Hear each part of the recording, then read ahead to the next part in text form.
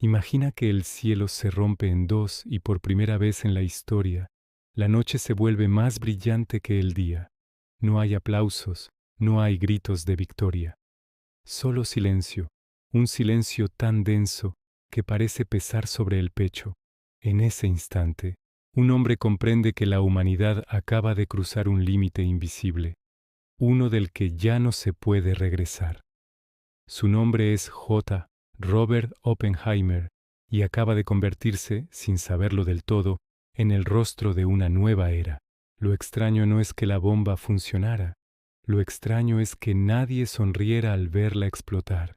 Mientras el desierto de Nuevo México ardía como un segundo sol, Oppenheimer recordó un antiguo texto hindú: Ahora me he convertido en la muerte, el destructor de mundos. No era una frase heroica, era una confesión, y ese momento, más que cualquier explosión, marcó el verdadero inicio de esta historia. Pero para entender cómo un solo hombre llegó a cargar con semejante peso, hay que retroceder mucho antes de la guerra, antes del miedo nuclear, incluso antes de que la ciencia supiera lo que era partir un átomo, porque Oppenheimer no nació como un destructor de mundos, nació como un niño frágil, brillante y profundamente solo. Desde pequeño fue diferente. Creció rodeado de privilegios, libros y arte, pero emocionalmente parecía vivir siempre al borde del abismo. Era brillante, sí, pero también inseguro, obsesivo, incapaz de relacionarse con los demás con naturalidad. Mientras otros niños jugaban, él leía poesía, estudiaba minerales y se hacía preguntas que nadie a su alrededor parecía entender. Más adelante verás por qué esto importa tanto. En la universidad su genialidad se volvió evidente, pero también su inestabilidad. Oppenheimer no encajaba en los moldes tradicionales del científico. No le gustaban los experimentos de laboratorio, se frustraba con facilidad y en un episodio tan inquietante como revelador, llegó a intentar envenenar a un profesor. El incidente casi destruye su carrera. ¿Sabes qué es lo más extraño? Que nadie vio en ese joven problemático al futuro líder del proyecto más peligroso de la historia humana, y sin embargo, el mundo estaba a punto de necesitar exactamente a alguien como él, porque cuando Europa se hundió en la Segunda Guerra Mundial, el miedo se convirtió en el principal motor de la ciencia. No era ambición lo que impulsaba a los físicos, era terror. Terror a que la Alemania nazi desarrollara un arma definitiva antes que nadie. Terror a que la guerra no tuviera límites. Así nació el proyecto Manhattan, no como un sueño científico, sino como una carrera desesperada contra el apocalipsis. El objetivo era simple de explicar y aterrador de ejecutar: construir una bomba basada en la fisión nuclear, una liberación de energía tan brutal que pudiera acabar una guerra de un solo golpe. Lo realmente inquietante llegará después, pero por ahora hay que entender algo clave. Nadie sabía exactamente si era posible, y aún así, siguieron adelante. Cuando se eligió a Oppenheimer como director científico, muchos dudaron. No era un administrador, no era un militar, ni siquiera era el físico más brillante del grupo. Entonces, ¿por qué él? Porque tenía algo raro, algo casi imposible de encontrar.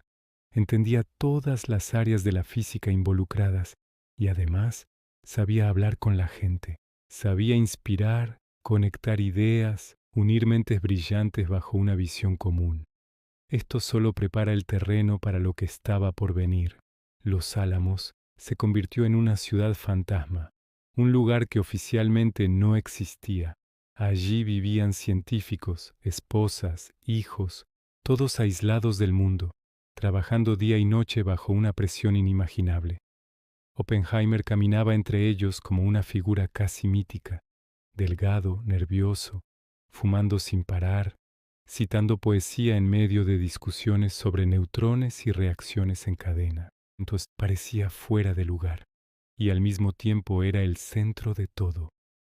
Pero el proyecto avanzaba entre dudas, errores y tensiones constantes. Hubo momentos en los que la bomba parecía simplemente imposible, diseños que no funcionaban, cálculos que no cuadraban, materiales que se comportaban de formas inesperadas. cada solución habría nuevos problemas. Y detrás de cada problema, una pregunta silenciosa. ¿Y si esto nunca debió intentarse? Aquí aparece una de las contradicciones más inquietantes de esta historia. Oppenheimer entendía mejor que nadie el poder que estaban desatando. Sabía que no era solo un arma más, y aún así, empujó el proyecto hasta el final, no por sed de destrucción, sino por una lógica fría y peligrosa. Si nosotros no lo hacemos, alguien más lo hará. Una idea que, curiosamente, sigue resonando hoy. Entonces llegó el día de la prueba. Trinity, la madrugada del 16 de julio de 1945. Nadie dormía. Algunos rezaban, otros hacían apuestas absurdas para aliviar la tensión. Había incluso quienes temían que la explosión incendiara la atmósfera y acabara con toda la vida en la Tierra. Sí, lo consideraron posible. Y aún así, apretaron el botón. Cuando la bomba explotó, el tiempo pareció detenerse. La luz fue tan intensa que atravesó párpados cerrados y gafas protectoras. El calor se sintió a kilómetros de distancia. Luego vino la onda expansiva y finalmente ese silencio extraño, casi sagrado. Oppenheimer no gritó, no celebró, simplemente miró, y en ese momento algo dentro de él se quebró para siempre. Porque una cosa es imaginar una teoría, y otra muy distinta es verla arder frente a ti. La bomba no solo funcionó, funcionó mejor de lo esperado. Y eso, paradójicamente, fue lo más aterrador de todo. Pocas semanas después, Hiroshima y Nagasaki confirmaron lo inevitable. El mundo vio por primera vez lo que significaba el poder nuclear aplicado sobre ciudades reales, con personas reales. Cientos de miles murieron. Y aunque Oppenheimer no lanzó las bombas, su nombre quedó atado para siempre a ellas. De pronto era un héroe nacional, invitado a la Casa Blanca, aplaudido, admirado. Pero aquí viene el giro. Mientras todos celebraban el fin de la guerra, Oppenheimer comenzó a hablar de límites. Se opuso al desarrollo de la bomba de hidrógeno aún más destructiva.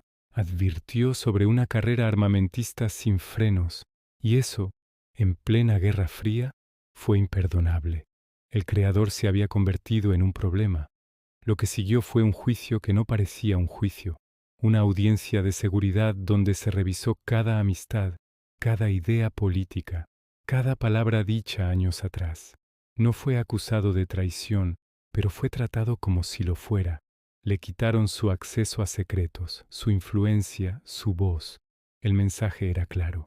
El científico sirve mientras obedece. Después, sobra. Oppenheimer aceptó su caída con una dignidad silenciosa.